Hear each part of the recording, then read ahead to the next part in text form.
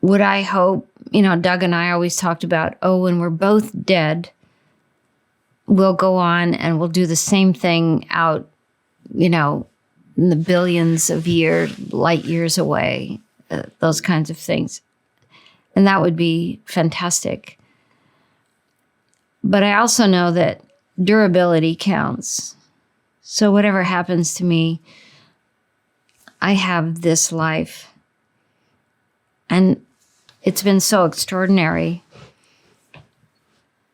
I'm not in a situation of needing the next story. This one that I've got is almost more than I can handle on many days.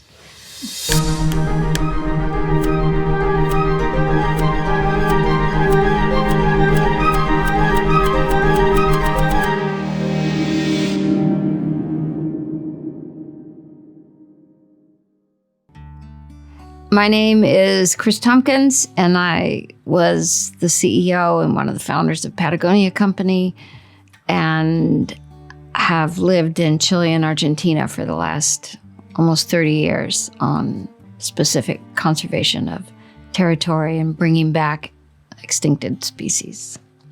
You had an unconventional childhood.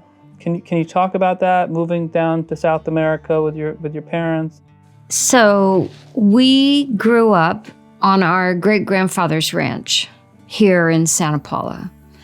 And our grandmother, who had brought this ranch through the Depression and understood the nature of ranching and how tough it was, said, "No child of mine will be a rancher. We're going to stop this after generations of ranchers. It ends here." And she insisted that our father get out, go to university.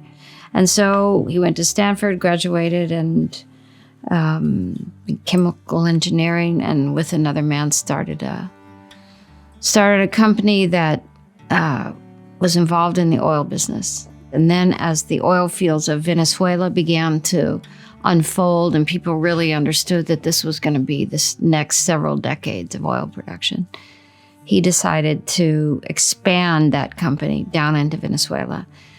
And so he took all of us with him. And we lived in the Orinoco basin, which is a very wild area, in sort of glorified camps of French people, British people, Americans, all people who had their families there who were in the oil business.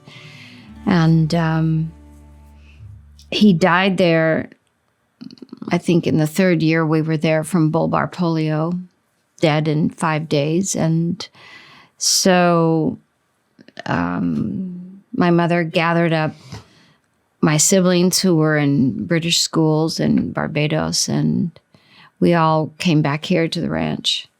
How old were you during this period? 8, 9, and 10. Can you describe your father? What was he like? Our dad was a go-getter. He wasn't a tough guy, but he expected enormous things of his kids and really pushed us in a way that I responded to that. That was like, this is my team. I can do this. I just seemed to have one of these personalities that if I'm going to do something, if I'm interested in something and I commit myself to something, I am all in. And that's definitely what my father was like. If you have this competitive, speed-driven characteristic from your father, what did you get from your mother? I didn't understand this for a very long time. What I learned from her was grit. Like when things get tough, lean in and learn about grief, learn about loss, learn what it means to keep a family together. The harshness, the beauty in the harshness of what does it mean to really commit yourself to a family, or really almost whatever it is, to be all in, to have both feet inside the circle and not, which is my personality, to have one out just in case I change my mind. I have that fierceness from my mother. I am sort of the matriarch of our family because I understand glue. And I am a factory of glue. I'm a glue maker. I keep people together. I make sure we gather. I make sure that if someone whom I love doesn't, whether through blood or salt, I am there and I will take care of them. This is my mother. We're going to jump now to when you're 17 and you're joining Patagonia. Can you tell me how that came about and what was your initial job there? In our family, the expectation was that at high school you would go away to school. And I told our mother that there was no way that I would go away to boarding school for high school. And that if she made me, I'd run away. And it was a real fight. And finally, she just caved in. So I went to Santa Paula High School. And I didn't really fit in. And I wasn't scholastically challenged. So I started leaving school and going out to the beach. Our family had a little string of beach cabins in those days. And Yvon Chouinard was renting one of the beach cabins next to ours. And I just started hanging out with them. And then all of a sudden, I realized, oh, this is where I'm supposed to be. But this culture is sort of counterculture. Yes. And our family was not counterculture. I always said if I had to have gone on to boarding school, I'd be, some alcoholic wife with tons of pearls around my neck. I still wear the pearls, but I'm happy. So anyway, I decided to, in our family, there was no question. You had to finish your studies, go to college. The first year I came home for summer, Mom sat me down and said, contrary to your belief, I am not your personal banker, and you have to get a job. And I was horrified, like, a job? Anyway, I was complaining to Yvon one afternoon that I had been cornered by Mom and that I immediately had to come up with something. And so he said, okay, come on, work for me. And that's how it started. That was fun. You could wear bathing suits to work. This was long before Patagonia. We were just making the best technical rock and ice climbing equipment in the world. When I started working for Yvon full-time, I was a shipper, but there were only 6 of us, so I really began to understand the nature of what it means to be on the front end of something. We were in the middle of a cultural shift that was tectonic. You didn't know it in the moment, but that's what was taking place. Yvon began to think about these things that would, A, repel moisture, and what would maintain its loft and efficacy if it's soaking wet. And that's when he decided he was going to change the way that we dress. And he didn't really care where it was going to go. That's the thing about Yvon. He wanted the products he wanted, and he would do everything to get them. What was Yvon's philosophy of his MBA?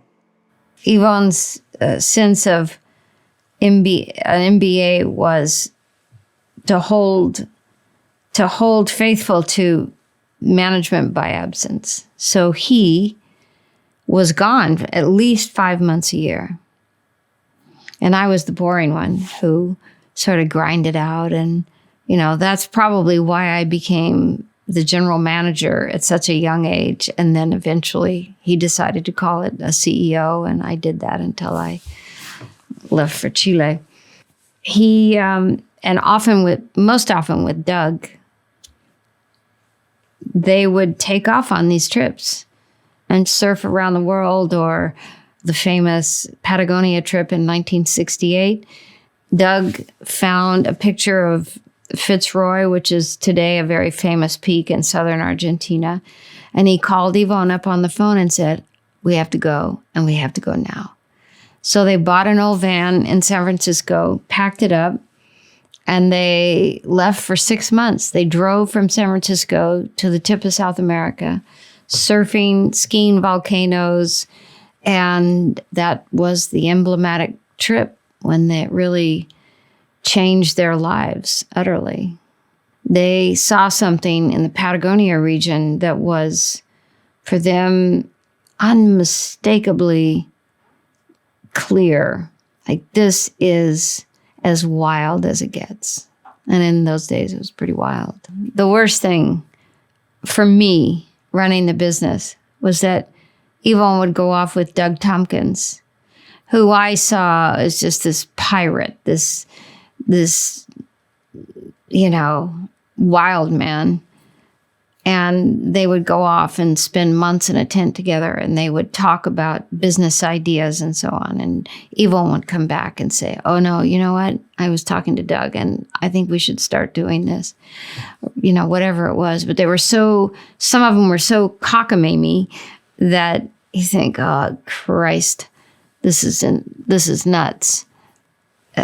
But some of them were brilliant. And that's what it took. If you're going to do something extraordinary, it has to be extraordinary. The evolution of an idea and the confidence in those ideas comes from that, I'm going to call it original thinking, original thought. And that may be a little more glorious than it should be. But this was the environment. I would agree with that, but I would argue those thoughts and ideas are only as good as the execution and the machinery behind them, which is where you come into play. You took these ideas. He was gone. You didn't have a business degree. At this point, you were calling banks and asking for help. Yeah. So when Yvon decided that he wanted to start making clothing, and eventually said, you should be the general manager for this, I thought, Christ, I have no idea what I'm doing. So I thought, okay, I'll go to the best banker in LA who focuses on the fashion business. And I explained, listen, I've been given the responsibility to create this company around clothing, and I have no idea what I'm doing, and I want to be the best at it. So he agreed to see me. So he was extraordinary. I said, I need to understand.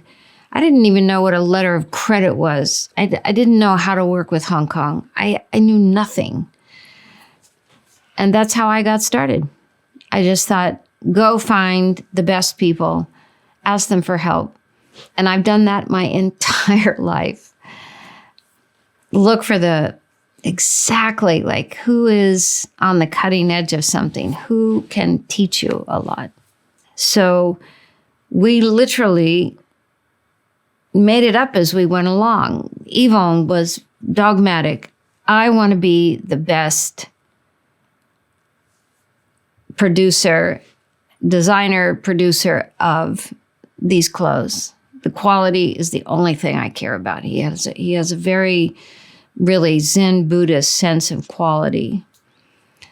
And I wanted to build a company. I didn't care that it existed anyplace else, but that's what I was after. I wanted to be great. I had no interest in being good. I wanted this to be a great company. We hated debt. We never wanted to be in debt, because if you're in debt, you have to start listening to what other people think you have to do with your business. I mean, we were rabid about these things. We weren't going to be beholden to anybody. And this is Yvon, because he had no allegiance to the proper etiquette with bankers and so on. He didn't like them. He didn't see anything special about them, and certainly not to have to listen to them. and critique his business. So this brought a kind of discipline to what we were doing every day that I have never loosened my grip on. If we could make something work financially, there were no boundaries. We would just decide, okay, let's go for this. And if we don't get it, let's figure out how and go back and do it again. And I'm doing that now. I'm 73 years old. I have the same personality. But you guys did hit a roadblock. Yes. Black Wednesday. Oh boy, did we ever. I think in 1989, I'm 39 at this point. I've been working there since I was young. Yvon wanted to take off and live in France for a year with the family and go surfing. And I was so tired of being the CEO. So I went out and hired a new CEO, CFO, COO, and turned it over to them. No real roadmap. It was really hard on the people who had been with the company for so long. And these 4 strangers come in who have really, they just want to jacklight the company, build it up, and debt. They didn't care about debt. They didn't care about any of the things that we were holding like lumps of coal in our hands all these years. And one day, Yvon and I and Melinda are up in the Tetons, and our lawyer calls and said, we're not going to make payroll next month. And I was on a plane back, I think the same day. And I'm sure Yvon and Melinda were not far behind me. I can't really remember. And in a couple days, I was back in my chair and let all those people go. And I called Doug, whom I didn't really know very well at this point. And I said, I'm getting real pressure from the bank. I have to bring in outside money. They're really gonna put the number on us if we don't. And he said, never, ever do that. I said, well, easy for you to say. I'm really on the skids here. And so he hung up, and he told Debbie to open a non-revolving $5 million credit line for us. And that's what really saved it. And I said, I will never touch that money. And I never did, but it was there. And that's the only reason that Patagonia continued to be the way it was and continues to be, because we never lost control of the company. But it was very close. Once you do right the ship, this is now 1991. You guys are pretty burned out. Yvon takes you guys all down to Patagonia. And then you meet Doug. So then we run into Doug, and that was it. We both understood that this was it. We ran into each other, and I realized, that's who I'm supposed to marry. That's him. And then I went down to see Doug for 10 days and stayed 5 weeks, and then came back and told Melinda and Yvon that I was going to retire at the end of the year and move to Chile.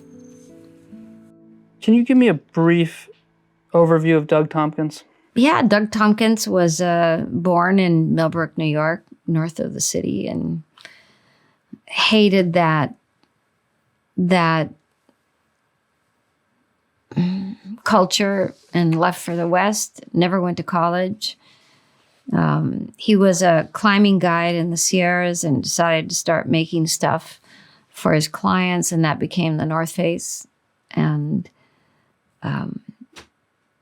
famously opened a store in San Francisco with the Grateful Dead playing the opening night. And, that was he really moved in a great cultural territory. And then when toward the end of the 80s, he realized that it was kind of the duality of seeing that the natural world was coming unglued and that he was one of the crown princes of consumer society that was yielding the axe on nature. And this was such a crisis for him because he'd been out in wild nature since he was a young boy. And even at his most successful business point in his career, he just collapsed under the weight of the dichotomy of that.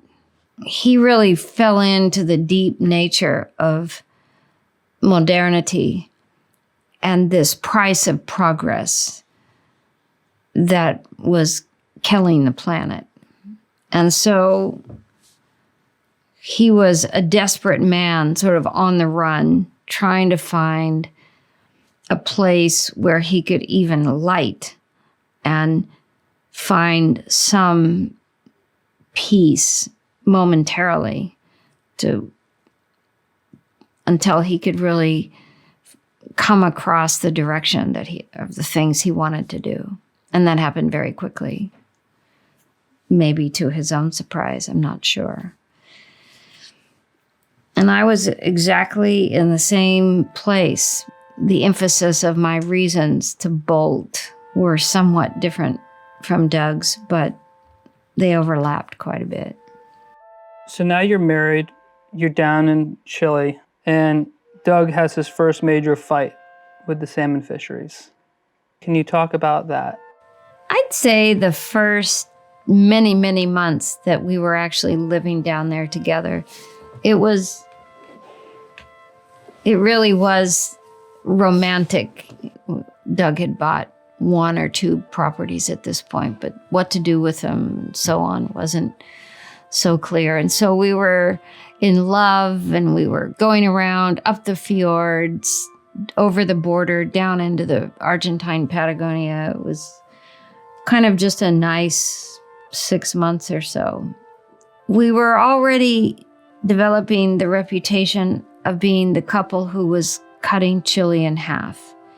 We were starting to buy larger and larger properties and just holding them. And at the same time, the salmon industry was really spreading like an algae bloom.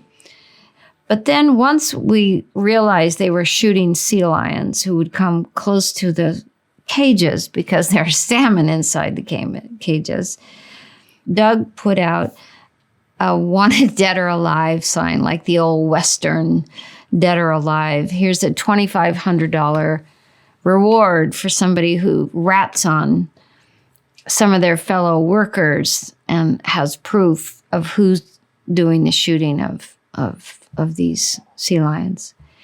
And that was it. That started a war that wouldn't end for, well, still not over, but the seriousness of it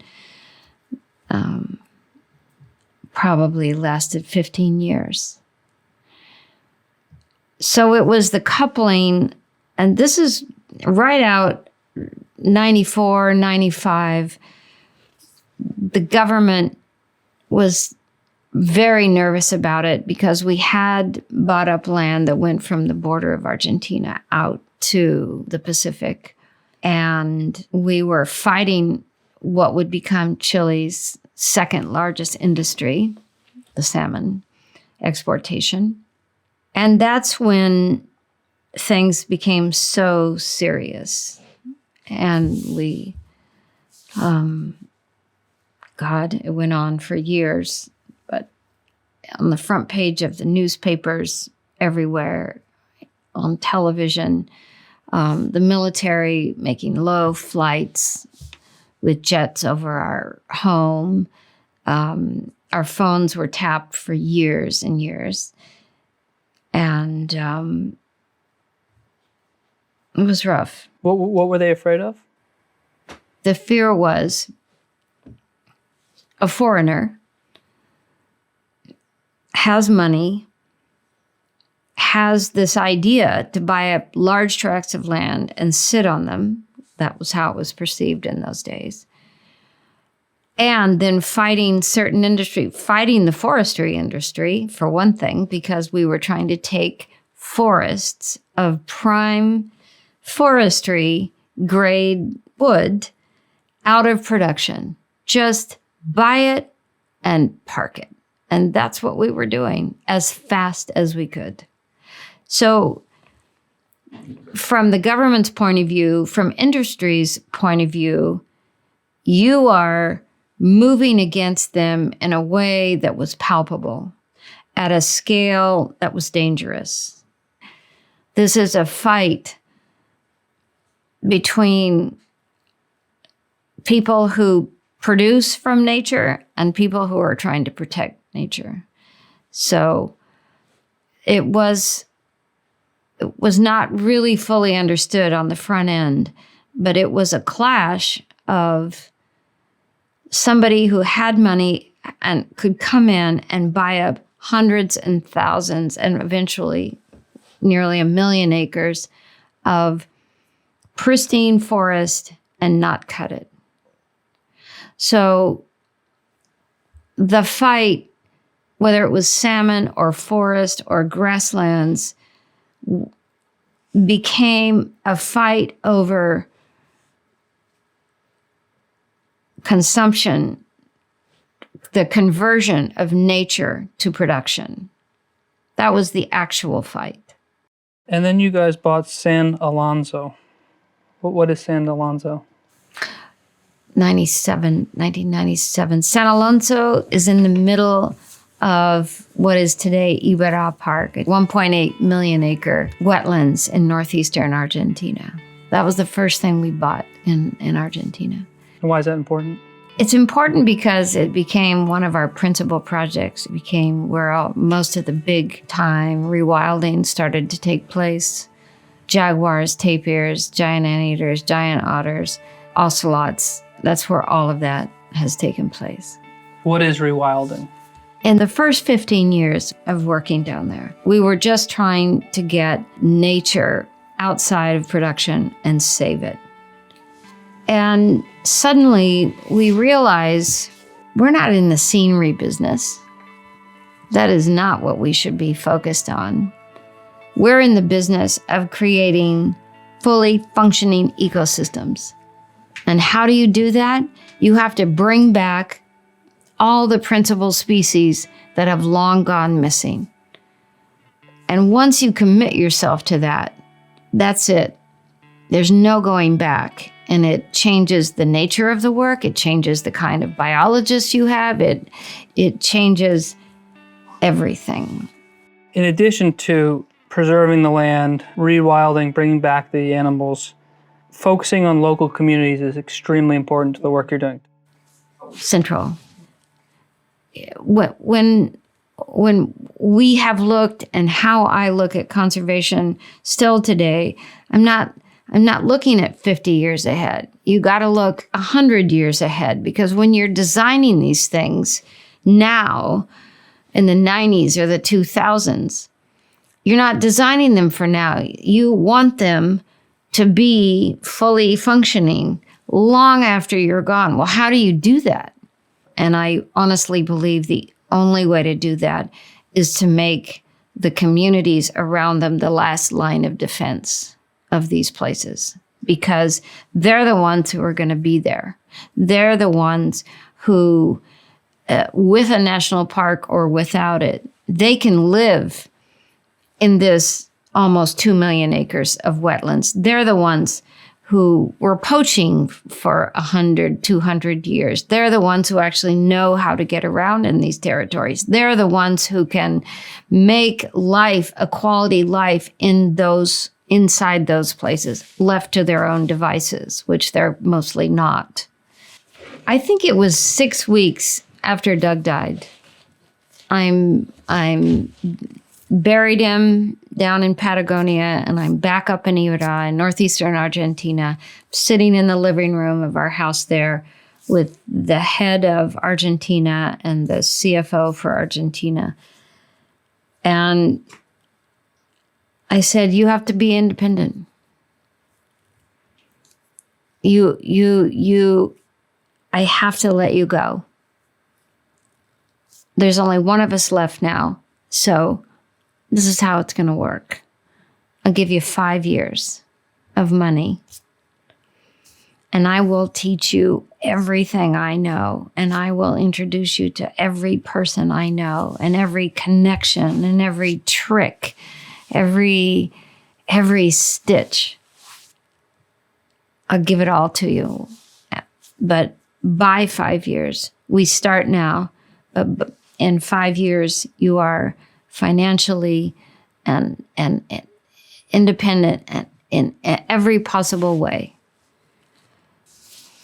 So it was really painful. Maybe one of the most painful points in my life, because I'd lost Doug. And now I'm shoving these guys out the door for their own good, or for the good of making sure we keep going. But it was tough. Well, I don't want to continue on pain, but Doug died and you didn't get to say goodbye. Tell me about the moment you found out, and how did you deal with Doug's death? I was at Patagonia National Park. It wasn't a national park at that point, working. And just before they left on the trip, Doug hated, as did Yvon, sat phones. I mean, to take a sat phone on an adventure was unacceptable to them. So just before they left, I slipped a sat phone to one of the guys on the trip. And so 4 days later or so, I'm coming back in off the field or doing something, and somebody said, Kris, there are these phone calls coming in and they're breaking up. Come into the office and see what you think, see if you recognize the voice. And it was Rick and Doug. And just the way they said that it was serious, because those guys never used that term. I mean, they'd been through everything. So I understood that something had really gone wrong. I went outside. We always tied down our planes out on the grass in the front. And I crawled under Doug's smaller plane. I was lying face down in the grass underneath the plane, and they tried to pull me out from underneath that plane. I would not. I was just clawing at the grass, just screaming at people to leave me alone, because I knew that once I was pulled out of that plane, then I knew I had a pretty good idea how it was going to unfold. Anyway, I was thrown in a truck and we started driving as fast as possible. By then, Doug had been moved into a helicopter, and it was being flown to the hospital. He died 15 minutes or so before I got there, and so I just crawled up on the bed with him, and I just thought, well, I'll just drift away with him. I didn't want to be in a world that was absent of him. Everything that was interesting to me crashed and vanished. And I put people through hell. I didn't like the caskets. And so, God, I think we went through 4 caskets, and finally our guys building caskets out of wood that Doug would have loved, out of the 4. I mean, it was crazy, working all night, trying to find a box that Doug and I would think would be beautiful. It's so shocking that you find somebody that was just the story. There was no discussion. That's it. So when that vanishes without a word, you have to learn to speak a new language. And that's what I did. In some ways, it's one of the great things, certainly the most powerful, but also good things that happen to you. You can't love your life and just select out those parts of your life that you especially like because they're the happy ones, or they weren't a source of fear or things like that. If you love your life, you have to eventually learn to love the things that brought you more pain than you thought physically possible. And actually, the last few years, I've become sort of joyous over that experience. The intensity, how they build samurai swords. That strength of steel comes from the highest possible heat. And that's how I see death. That if you don't have those experiences in your life in some form, that the despair and unspeakable pain becomes something else that you would never get to experience otherwise. Then you really are all in.